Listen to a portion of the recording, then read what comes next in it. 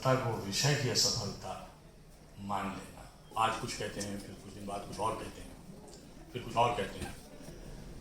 इतिहास में आप पीछे देखते हैं, समय में पीछे देखते हैं। पीछे देखना कठिन होता है, जो सामने होता है उसको देखना आसान होता है। तो आपको उतना भर इतिहास तो पढ़ना ही पड़ेगा, चाहे आप चाहें न चाहें। Also, we have conducted workshop in 5 subjects. First of all, जो जितने लोग नए आए हैं मैं उनको एक बार फिर से रिमाइंड कराना चाहूँगा। This is a 2-day workshop at the Discourse Society, जहाँ पे हम एम कर रहे हैं कि वेरियस मेन सब्जेक्ट्स जो आपके सोशल साइंसेस के अंदर में आते हैं, जितने भी मेन डोमेन्स हैं, आप लोगों को उनके बारे में, उनके ग्रेजुएशन के बाद, पोस्ट ग्रेजुएशन के बाद आपको करियर एस्पेक्ट्स क्या आपके पास अवेलेबल हैं, उनका एक एग्जॉस्टिव आइडिया दिया जा सके बाय रेस्पेक्टेड प्रोफेसर्स जो हमारे ऑब्वियसली हमारे बीच में हैं।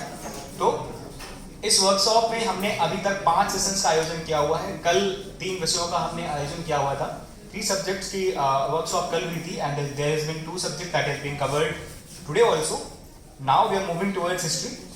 Obviously history is one of the main followed subjects जो बनारस यूनिवर्सिटी में बहुत ज़्यादा इंतजाम के साथ पढ़ा जाता है, और due to its vast level of scope की कहाँ से कहाँ तक कवर करता है, आप कितनी ही डायरेक्शन से इसको बांट सकते हैं and it's endless.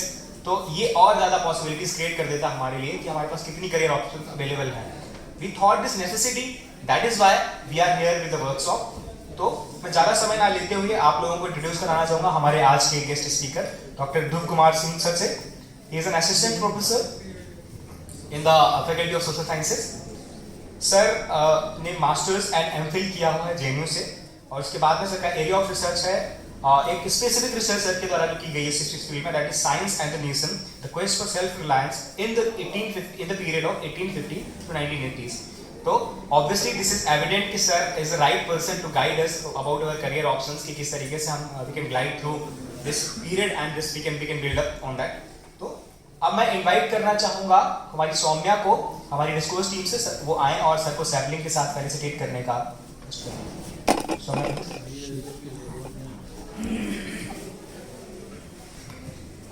Thank you.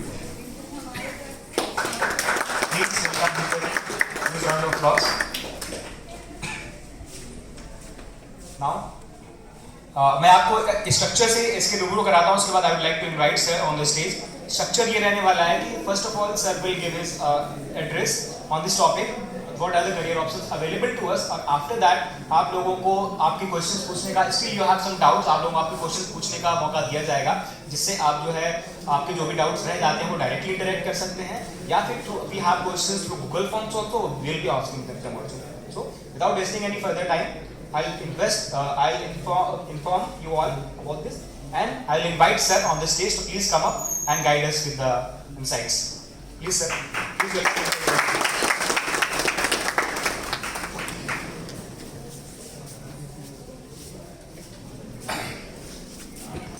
देखिए, आप लोगों में से कितने लोग हिस्ट्री पढ़ते भी हैं, ऑफिशियली पढ़ते हैं? बहुत अच्छे। हिस्ट्री एक पुराना विधान है विश्वविद्यालय के कम से कम स्ट्रक्चर के अंदर, और एक ये नया विषय भी है। जनरली सामान्य रूप से कई बार लोग इसको, और हिस्ट्री को ही नहीं, कई सोशल साइंस के विषयों को विज्ञान से या और किसी अनुशासन से तुलनात्मक रूप में हीन समझ, है ना? ये सब थोड़ा कम पढ़ने लिखने वालों का डिसिप्लिन है, सब समझते हैं। वस्तुतः है उल्टा। ठीक है, जैसे अगर आपको कोई केमिस्ट्री वाला ये कहे कि भाई तुम्हारे डिसिप्लिन में तो कोई ठिकाना नहीं है किसी का, वो आज कुछ कहते हैं, फिर कुछ दिन बाद कुछ और कहते हैं, फिर कुछ और कहते हैं। हम लोग तो बहुत पक्के शोध प्रविधि के लोग हैं, हम लोग जो एक बार समझ के कह देते हैं उसी को बार बार कहते हैं। तो वो आपको उदाहरण देंगे कि भाई इतना हाइड्रोजन इतना ऑक्सीजन मिलाने से इतने टेम्परेचर प्रेशर पे इतना पानी बनता है, यहाँ भी बनता है, अमेरिका में भी बनता है, जापान में भी बनता है, सब जगह बनता है। तो हमारा नॉलेज बहुत डेफिनेट है। तो ये इसलिए है क्योंकि उनके डिसिप्लिन में हमारी वाले डिसिप्लिन की कठिनाई मौजूद नहीं है। वो इसलिए नहीं है कि वो उन पे सुरखार का पर लगा है और हमारे पर कटे हैं, ऐसा नहीं। इतिहास में आप पीछे देखते हैं, समय में पीछे देखते हैं, पीछे देखना कठिन होता है, जो सामने होता है उसको देखना आसान होता है। ये कॉमन सेंस है। जैसे आप पीछे देखेंगे, आपकी निर्भरता साक्ष्यों पे होती है, पीछे के बारे में आपको क्या कुछ पता है, और साक्ष्य कभी 100% पूरे नहीं होते, क्योंकि वो पीछे के हैं। तो पीछे के हैं तो समय के अंतराल में कुछ चीज़ें नष्ट हो जाती हैं, फिर भी आप उनको समझने की चेष्टा करते हैं। ठीक है, तो वहाँ चुनौती ज़्यादा है समझने की, इसलिए वहाँ मानसिक रूप से वैज्ञानिकता की भी ज़रूरत ज़्यादा है। ठीक, तो होता यह है कि आज आप 20 लोगों ने मिलके कुछ साक्ष्य जुटाए और उसके आधार पर कोई ऐतिहासिक निष्कर्ष निकाला गया या एक वृत्तांत बताया गया, और आपके पीढ़ी के 20 साल बाद साक्ष्य कुछ और ज़्यादा मिल गए। तो जब साक्ष्य ज़्यादा मिल गए तो हो सकता है कि वो वृत्तांत को बदल भी दें, तो वृत्तांत बदल जाते हैं। तो विज्ञान वाले कहते हैं कि लीजिए 10 साल पहले तो आप कुछ और कह रहे थे, अब आप कुछ और कह रहे हैं। ऐसा नहीं है, हम लोग 10 साल पहले जो कह रहे थे उन्हीं के आधार पर कुछ नई चीज़ों को ढूंढने के बाद उन्हीं के आधार पर कुछ और नई बात भी कही जा रही है। ठीक है, तो ये जो थोड़ी अनिश्चितता है विषय की, पीछे मुड़ के देखने की अनिश्चितता से वो जुड़ी हुई है, वो समय के अंतराल में जो साक्ष्य नष्ट हो जाते हैं उससे जुड़ी हुई है। इसीलिए ये अनिश्चितता विषय की हीनता का द्योतक नहीं है, ये विषय की गरिमा, उसके चुनौतीपूर्ण होने और उसकी संभावनाओं और उसके सौंदर्य का द्योतक है। आप बात समझिए। ये विषय के हवाले से मैं इसलिए कह रहा हूँ कि विषय की ये बातें, ये जो लोग कह देते हैं हीन है, धीरे धीरे वो मनोवैज्ञानिक हीनता में भी कई बार परिवर्तित होने लगती है विद्यार्थियों के। तो वो दुर्घटना न घटे, ऐसा न हो कि आप इन बातों को बिना समझे अपने को हीन समझने लगें। वस्तुतः यहाँ ज़्यादा चुनौतीपूर्ण स्थिति होती है। इसीलिए इतिहास तो पढ़ते बहुत लोग हैं, शोध के उपरांत इतिहासकार पैदा करना आसान नहीं है, उसके लिए बहुत वैज्ञानिक आधार चाहिए होता है। ठीक, हमने बहुत सरलीकृत करके आपके सामने ये बात रख दी। ठीक, तो जब आप नीचे क्लास में जाएंगे तो आप पढ़ेंगे कि बरी कहता है कि इतिहास जो है वो विज्ञान है, न कम न ज़्यादा। वो इसलिए कहता है कि ये उतनी ही वैज्ञानिकता से भरा ही है, कुछ ऐसा। अब रही बात इसके तथाकथित स्कोप की, तो जो सबसे बड़ा स्कोप है इस अनुशासन का, वो ये है कि आप अपने समाज को और दूसरे के समाज को समझने के लायक होते हैं। पहला तो यही मौलिक पक्ष है। अब ये पक्ष कैरियर में कैसे ट्रांसलेट होता है, या विश्वविद्यालय परिवेश में ये कैसे कैसे मुखरित होता है, वो विषय भी महत्वपूर्ण है, क्योंकि अगर पेट खाली हो तो न विज्ञान हो सकता, न समाज विज्ञान हो सकता, न इतिहास हो सकता। ठीक है ना? तो रोटी का भी सवाल है, रोजगार का भी सवाल है, वो भी जुड़ा होता है विषय से, अनुशासन से।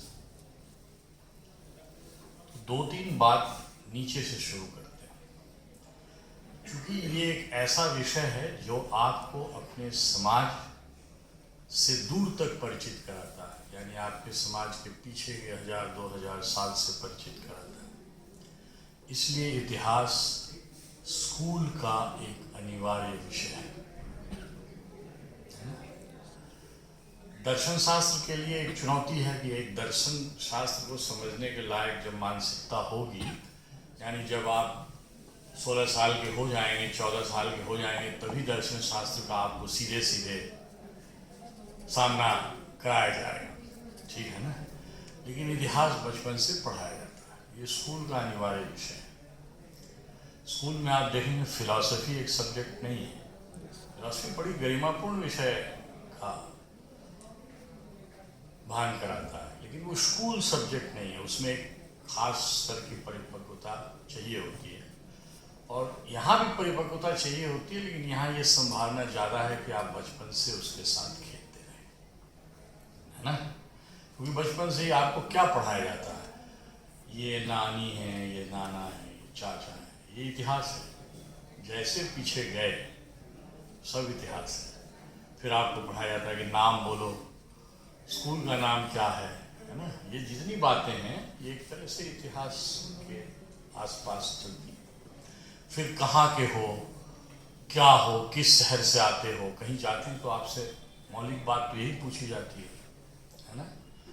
तो इसलिए स्कूल का एक विषय है, और स्कूल का विषय होने का मतलब ये है कि हिंदुस्तान के हर जिले में, हर स्कूल में कम से कम 2-4 शिक्षक इतिहास पढ़े हुए मिल जाएंगे।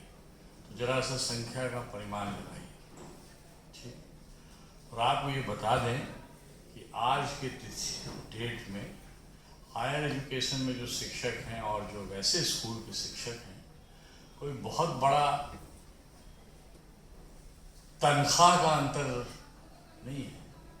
जो केंद्रीय विद्यालय में पीजीटी पढ़ाते हैं और आपके यहाँ भी जो लोग पढ़ाते हैं असिस्टेंट पर, उनकी तनख्वाह में बहुत बड़ा अंतर नहीं है। ऐसा नहीं कि वहाँ 2 रुपया है, यहाँ 20 रुपया अंतर होगा, वहाँ 18 रुपया होगा, यहाँ 21 रुपया। एक मैं आपको समझदारी की बात कह रहा हूँ, और उसके लिए भी बड़े इम्तिहान देने पड़ते हैं पीजीटी में। तो एक तो ये एक स्कूल का विषय है। तो जो लोग BA MA करके ब्रांच ऑफ करना चाहते हैं और इतिहास ठीक से पढ़े हैं, वो उसी के जरिए बहुत सारे जगहों पे शिक्षक होने की आहर्ता रखते हैं। छोटी सी और आहर्ता उसमें होती है कि आपको बीएड किए होना चाहिए, वो 1-2 साल का मामला है। लेकिन उसके पहले महत्वपूर्ण ये है कि इतिहास स्कूल का एक विषय है।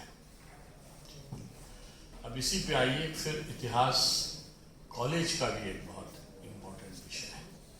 कहीं भी अगर कॉलेज होगा और वहाँ फैकल्टी ऑफ आर्ट्स या सोशल साइंस होंगी, तो इतिहास का विभाग भी करीब करीब निश्चित होगा, कुछ अपवादों को छोड़ के। दूसरी चीज ये है कि राष्ट्र राज्य भी ये बेवकूफ़ी नहीं कर सकता कि वो इतिहास से पल्ला छुड़ा ले, क्योंकि उसके अस्तित्व को समझने और समझाने के लिए भी इतिहास बहुत महत्वपूर्ण है। तो हर हाल में सरकार जो राष्ट्र राज्य का प्रशासन चलाती है, वो कैसी भी हो, वो इतिहास पर ध्यान जरूर देती है अपने अपने दृष्टिकोण से। ठीक? तो ये बहुत आसानी से समाप्त कर दिया जाने वाला विषय नहीं है। ये जीवित है और बहुत लंबे समय तक, जब तक मानवीय अस्तित्व रहेगा, जीवित रहेगा। तीसरी बात कि ये तो मैंने स्कूल कॉलेज की आपसे बात की, ऐसा आपको लगता है कि समाज में जो परिवर्तन हो रहे हैं उसमें सिर्फ कंप्यूटर साइंस पढ़ने वालों का ही उपाय है, या इलेक्ट्रॉनिक्स पढ़ने वालों का ही उपाय है, या इंजीनियरिंग पढ़ने वालों का, या मेडिकल पढ़ने वालों का? ऐसा नहीं है। आप देखिए, अपने समाज के ही करवट को देखिए। समाज जिस तेजी से बदला है उसी तेजी से स्कूलों की संख्याएं बढ़ी हैं, उसी तेजी से हायर एजुकेशन के इंस्टीट्यूशंस बढ़े हैं। पहले अखबार ज़्यादा थे और अखबार के लिए पढ़ाने वाले संस्थान कम थे। अब भले अखबार मर रहे हों, लेकिन अखबार जर्नलिज्म पढ़ाने वाले संस्थान बहुत हैं। से शिफ्ट हो गया, इलेक्ट्रॉनिक मीडिया हो गया, ठीक है ना? तो इतिहास पढ़ने वाले लोग बड़ी संख्या में जर्नलिज्म में भी जाते हैं और आगे भी जाते रहेंगे, क्योंकि उनके पास एक पुख्ता आधार होता है समाजशास्त्र। तो जर्नलिज्म है। जैसे जैसे समाज संश्लिष्ट होता जा रहा है और राष्ट्र राज्य थोड़ा परिपक्व और थोड़ा सुविधा संपन्न होता जा रहा है, आर्थिक रूप से और सामाजिक दृष्टिकोण से भी, वैसे वैसे म्यूजियमों की संख्या बढ़ी है। आप आज किसी भी राज्य की राजधानी में जाइए, किसी बड़े जिले में जाइए, आपको एक दो बड़े म्यूजियम जरूर मिलेंगे। वहाँ भी चाहे प्राचीन इतिहास पढ़े हुए हों, चाहे अन्य इतिहास पढ़े हों, बहुत सारे विद्यार्थी इतिहास के, ठीक है, उसके बाद जो छोटे मोटे स्पेशलाइजेशन की जरूरत होती है, म्यूजियोलॉजी, वो उनके पास होता है। लेकिन ये ब्रांच उन्हीं का सब ब्रांच है। जैसे जैसे आपका प्रशासन संश्लिष्ट होता जा रहा है, राज्यों की संख्या बढ़ती जा रही है, जैसे जैसे आपका व्यावसायिक परिवेश और गहन होता जा रहा है, वैसे वैसे अभिलेखागारों की संख्या बढ़ती जा रही है। अभिलेखागार में ज़्यादातर इतिहास पढ़े हुए लोग ही होते हैं। ठीक है, उन्होंने इतिहास पढ़ने के बाद एक आध साल का आर्काइवल डिप्लोमा किया हो, या हो सकता है कि कहीं से एमए इन आर्काइवल स्टडीज ही किया। ठीक है, तो बेसिक वो जो क्षेत्र है वो इतिहास वालों का ही है, वही इन क्षेत्रों में जाते हैं। तो आर्काइव में बड़े पैमाने पर इतिहास के विद्यार्थी एम्प्लॉयड होते हैं। ठीक, हमने जर्नलिज्म का जिक्र किया, हमने आर्काइव्स का जिक्र किया, हमने म्यूजियम्स का जिक्र किया। आज सर्विस सेक्टर का one of the lead industry tourism industry, बड़ा धन निवेश करके यहाँ भी चलता है कोर्स, लेकिन मान लीजिए कि वो आपके मानकों पे बहुत खड़ा नहीं उतरता हो, तो भी टूरिज्म इंडस्ट्री के भी बड़े मजबूत कोर्सेस अवेलेबल हैं, जहाँ हिस्ट्री वाले ही ज़्यादातर आपको दिखाई देंगे। वहाँ दो डिसिप्लिन के लोग दिखाई देते हैं। एक तो जो फॉरेन लैंग्वेजेस पढ़े होते हैं, क्योंकि टूरिस्ट स्पॉट्स में विदेशी आते हैं, तो उनको एक इंटरप्रेटर की ज़रूरत होती है जो भाषा अनुवाद कर दे उनके लिए, और दूसरा जो इतिहास पढ़े होते हैं। ठीक, तो पहली बात तो अपने दिमाग से ये निकाल दीजिए कि आप इतिहास पढ़ रहे हैं, इसलिए आप एक अंधी गली में दौड़ रहे हैं और विवश हैं, और इसका कहीं कोई ठिकाना आगे नहीं है, ऐसा नहीं है। थोड़ा आँख कान खुले रखने की भी बात है, थोड़ा संदर्भों के अनुरूप अपने जो इतिहास के ज्ञान और उसकी जो डिग्री है उसके बाद क्या कर लें जिससे उसका कुछ महत्व बढ़ जाए, है ना, इसकी भी ज़रूरत है। तो उसके लिए भी प्रयास आपको करना चाहिए। ठीक, अभी तक जितनी बात मैंने कही है वो जानबूझ के उन विषयों को छोड़ के कहा है जिससे आप परिचित हैं भली भांति, और वो ये है कि इतिहास एक मजबूत विषय है सिविल सेवा परीक्षा का। ठीक, इतिहास एज ए ऑप्शन लेकर लोग राज्य के भी सिविल सेवा में, और राज्यों की संख्या भी 25-30 है भारत में, और यूनियन पब्लिक सर्विस कमीशन में भी बैठते हैं। ठीक है, तो एक मजबूत विषय ये वहाँ भी है। और दूसरी बात है कि वहाँ जो जनरल स्टडीज़ का तस्वुर है उसमें इतिहास की बड़ी भूमिका है ना।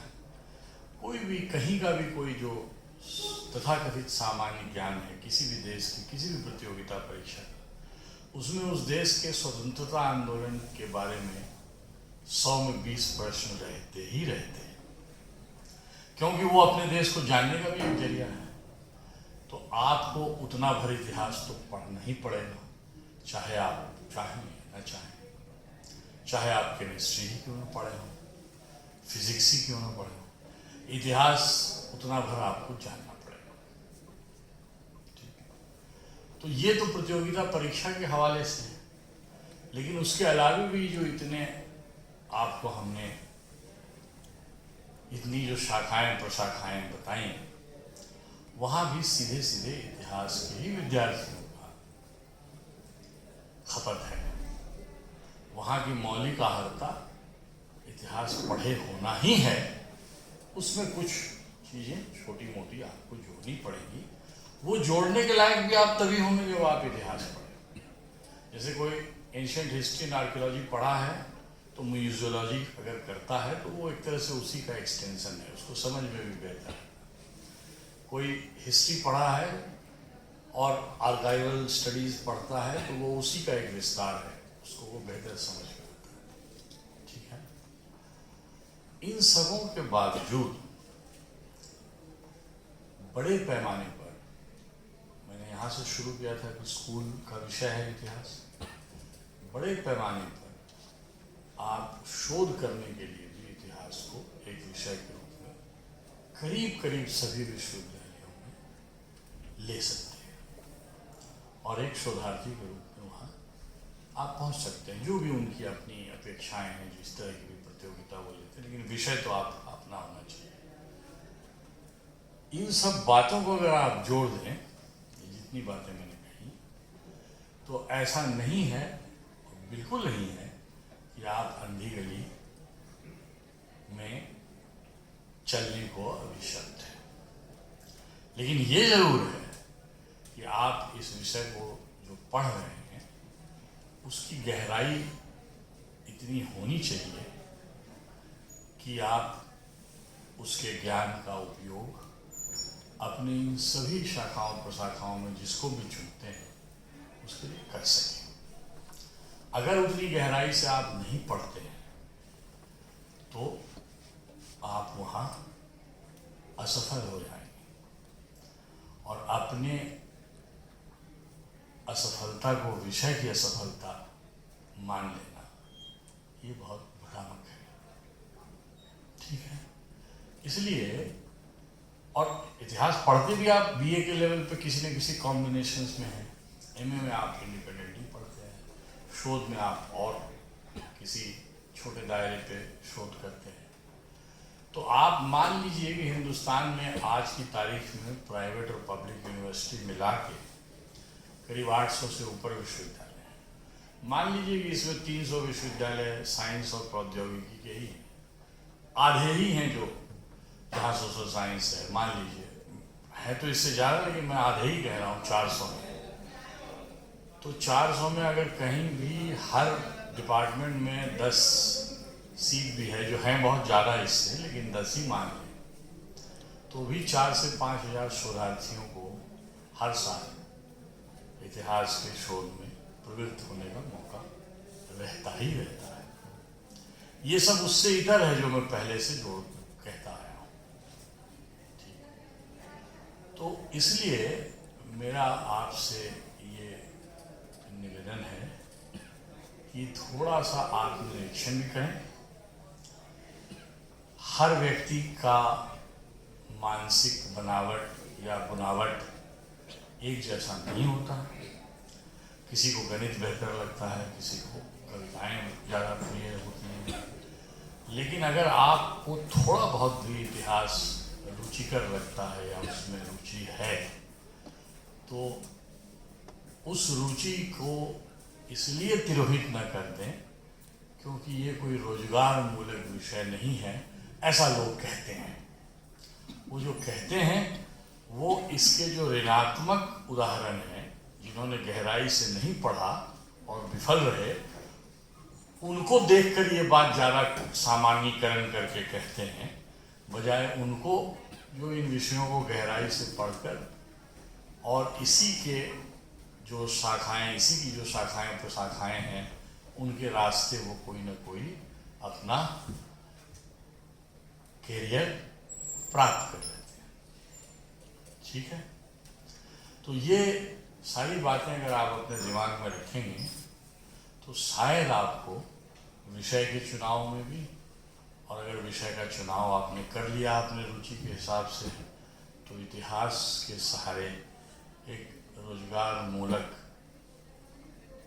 रास्ते पर जाने में मदद मिल सकती है। हमने कोई ऐसी बात नहीं कही अपने जानते जो अतिरेकपूर्ण हो, जिसमें शर्म और झूठ का पुट हो, है ना। अपने जानते मैंने बिल्कुल जो इतिहास विषय का व्यवहारिक पक्ष है, उसका जो रोजगार मूलक पक्ष है, वही आपके सामने रखा है। अब इन रास्तों पे आप किस गति से और कितनी ऊर्जा से और कितनी प्रतिबद्धता से चलते हैं, ये आपके अपने विद्यार्थी जीवन के अपने संकल्पों पर निर्भर करेगा। हाँ, विश्वविद्यालय आपको कुछ सुविधाएं देता है जिसका आप समय रहते उपयोग कर सकते हैं और समय के दुरुपयोग से अपने को बचा भी सकते हैं। धन्यवाद।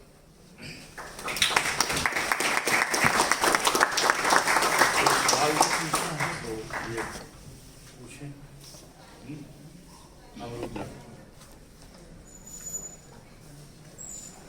If anyone from the audience has any question, you can directly ask. जी बताइए। सर, जब हम हिस्ट्री को एज ए सब्जेक्ट देखते हैं तो इसमें अलग अलग आइडियोलॉजी, जैसे हम इंडियन हिस्ट्री देखें तो हमें लेफ्टिस्ट और राइटिस्ट राइटर्स मिलते हैं, तो अलग अलग लोगों को पढ़ के अपनी एक अंडरस्टैंडिंग कैसे करना है? पहले तो पढ़ने से ही होगा।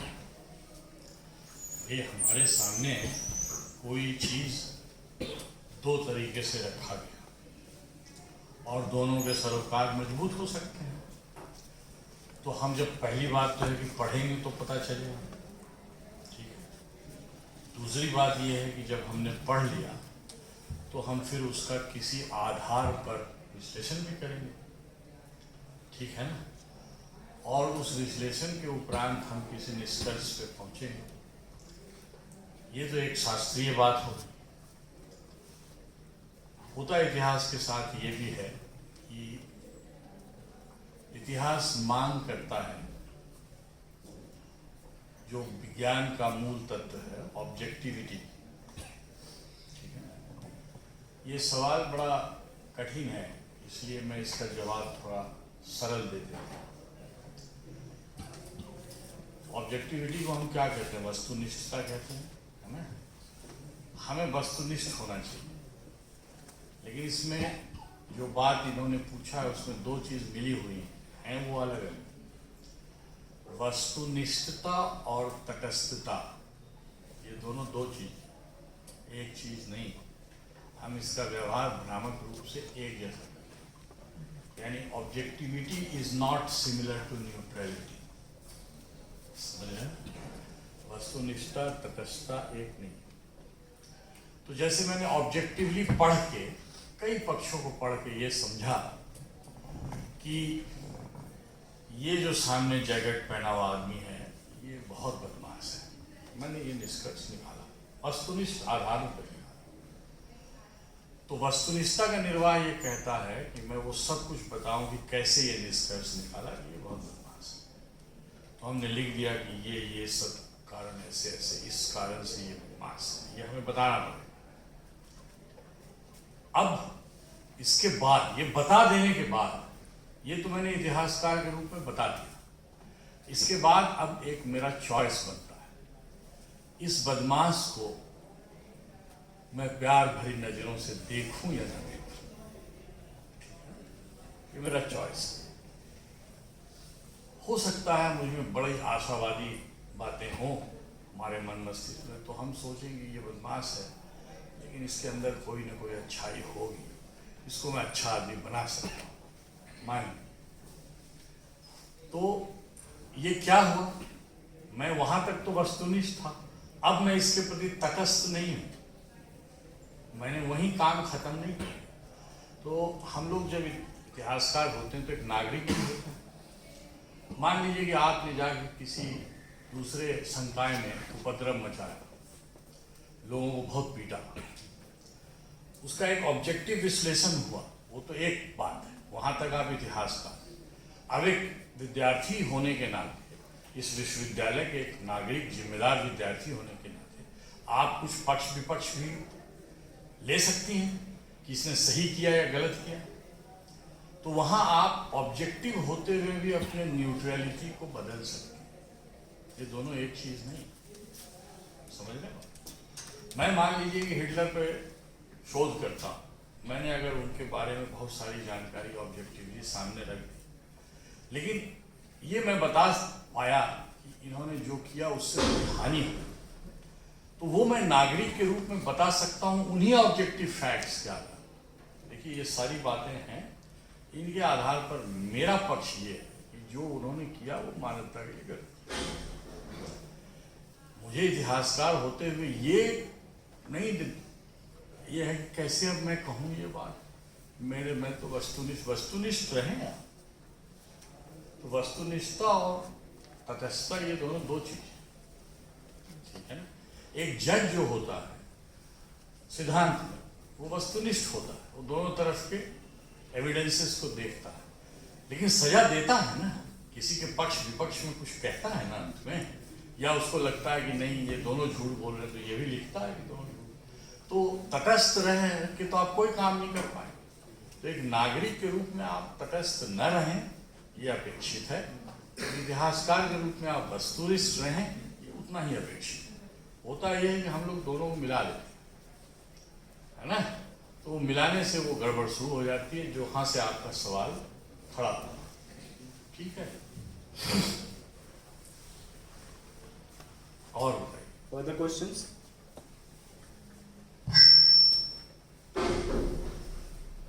अगर किसी के पास कोई भी सवाल हो तो आप पूछ सकते हैं। We still have 10 minutes. Okay sir, हमारे कुछ गूगल फॉर्म्स के थ्रू भी कुछ क्वेश्चंस आए गए थे, तो हम उन्हें एड्रेस करना चाहेंगे। क्वेश्चन है, is it necessary to learn the ancient languages like Sanskrit और Pali? It is asked by a person who wants to conduct a research in ancient Indian history. बिल्कुल ये है, ये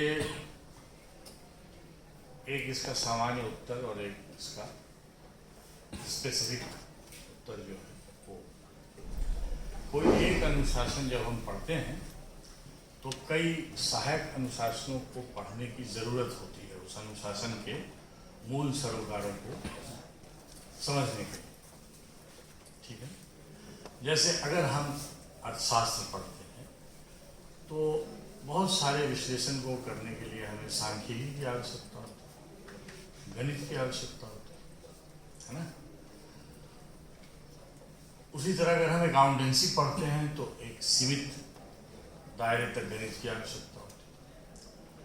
तो इतिहास चूंकि पीछे मुड़ने का विधान है, आप पीछे की बात करते हो, यहाँ प्रश्न एंशिएंट इंडिया पढ़ने से, तो निश्चित रूप से जो साक्ष्य मिलेंगे आप वो उस समय की भाषा में मिलेंगे। तो अगर आप इतिहास के प्रति जागरूक हैं, अगर आप उसके शोध की तरफ जाना चाहते हैं, तो आपको ये तय कर लेना चाहिए कि बीए के लेवल से ही कोई ना कोई ऐसी भाषा आप सीखें जो आपको इतिहास के शोध में मदद करे। अगर आप एंशिएंट इंडिया पढ़ना चाहते हैं तो निश्चित रूप से अगर आप पाली पढ़ते हैं या संस्कृत पढ़ते हैं तो आप बेहतर अपने आप को बेहतर स्थिति में पाएंगे शोध करने के समय, है ना। नहीं पढ़ते, पढ़ के भी लोग आते हैं तो वो सीखते हैं, कई भाषाएं सीखते हैं। उसी तरह से जैसे कोई मध्यकालीन दक्षिण भारत के बारे में पढ़ना चाहता है, मान लीजिए मध्यकालीन तमिलनाडु, तो अगर वो तमिल भाषा जानता है तो उसके साथ सुविधा है। सो knowledge of language, that two of past language, is very very enabling. वो एक इतिहासकार को और काबिल बनने की तरफ ले जाते हैं, उसको और कुशल बनाने में मदद करते हैं। तो इन रूपों में वो एक अनेबलिंग फैक्टर है ना, वो आपके शोध के सामर्थ्य को और मजबूत करता है। ठीक, ये सिर्फ इतिहास के साथ ही नहीं है, कई अन्य विषयों के साथ भी। अगर आप इंटरनेशनल रिलेशन के स्टूडेंट हैं, मान लीजिए एमए के लेवल या बाद के लेवल, अंतर्राष्ट्रीय संबंध पढ़ते हैं, तो आप अगर किसी देश की भाषा को भी जानते समझते हैं तो निश्चित रूप से बाद में अगर आप उस तरह के विषयों पर शोध करते हैं तो वो भाषा आपकी मदद करेगी। ठीक है ना? इसलिए ये भाषा को ग्रहण करना या भाषा में दक्षता रखना, ये हर हाल में आपके शोध के कौशल को और मजबूत बनाए। यहाँ प्रश्न क्योंकि प्राचीन भारत के किसी विद्यार्थी ने किया है, तो निश्चित रूप से उस समय की भाषाएं उनको मदद करेंगी। और बताइए।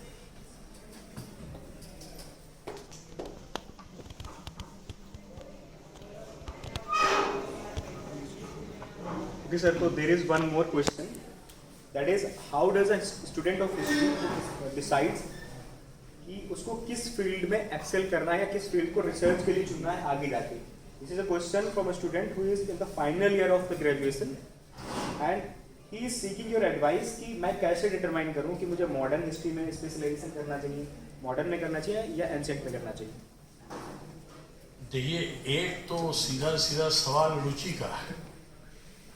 हमने पहले भी कहा कि आपको अपने रुचि का थोड़ा अंदाजा तो होना ही चाहिए कि क्या आपको रुचिकर लगता है, क्या नहीं लगता है। ठीक, ये तो एक पक्ष है। दूसरा पक्ष ये है कि जहां आप पढ़ रहे हैं, वहां क्या संसाधन उपलब्ध है। ठीक, संसाधनों में आप शिक्षकीय और शोध परिवेश को भी मान सकते हैं। जैसे मैं ऐसी जगह मॉडर्न हिस्ट्री पे अगर शोध करूं जहां मॉडर्न हिस्ट्री के शिक्षक ही नहीं, नगर नहीं, तो निश्चित रूप से मुझे बहुत कठिनाइयों का सामना रहेगा। मैं ऐसी जगह प्राचीन भारत पे शोध करूं जहां प्राचीन भाषाएं आसपास पढ़ाई ही नहीं जाती, तो मुझे बड़ी कठिनाइयों का सामना रहेगा।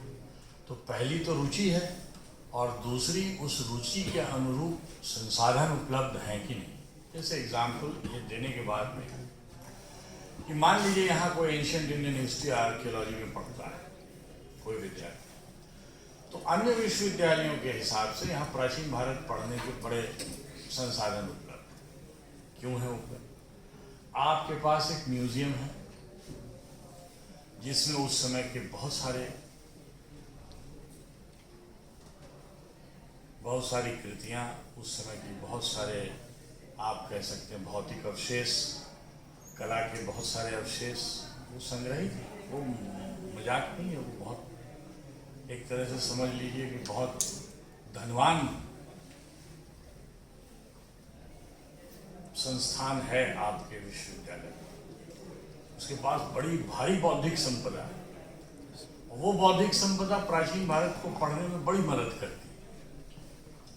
आपको मूर्ति कला के बारे में समझना है तो वहाँ रखी हैं, आप पैदल जाके देख सकते हैं, एक बार नहीं 1 लाख बार देख सकते हैं।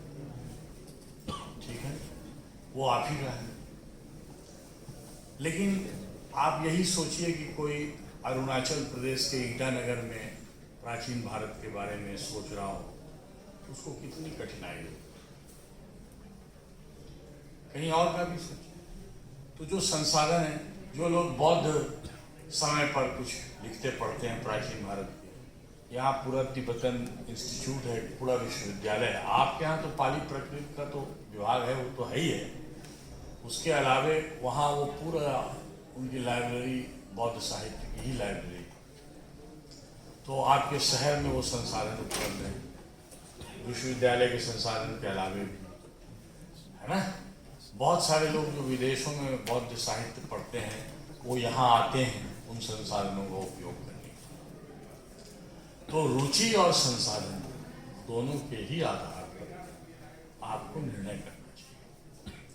अगर उसके संसाधन नहीं हैं, आपकी रुचि है भी, आप बहुत सामर्थ्यवान भी हैं, तो मैं बहुत, अगर सुबह से जहाँ कोई चीनी पढ़ाने वाला नहीं हो वहाँ मैं चीनी भाषा पढ़ने की कोशिश करूँ सुबह से शाम तक, तो बहुत मेहनत करके भी उपार्जन बहुत कम होगा। आइए बैठिए, अब इसके बाद आपकी बारी है लगता है, तो वो उपार्जन कम होगा।